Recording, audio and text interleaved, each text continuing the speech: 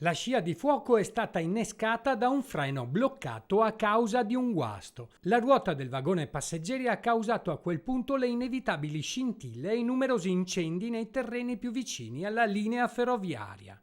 Sono almeno 5 gli incendi divampati dalle scintille nel terreno secco e pieno di sterpaglie lungo i binari della tratta Padova-Treviso.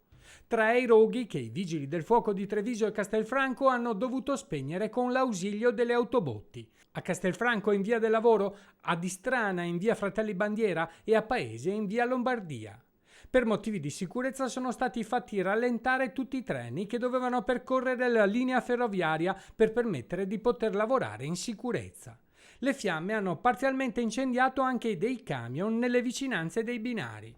Il treno è stato fermato a Treviso e ora sarà sottoposto ai controlli del caso. Lungo la tratta ferroviaria sono in corso anche dei controlli da parte del WWF per verificare se gli uccelli che spesso nidificano lungo le aree verdi non abbiano subito gravi perdite o siano feriti.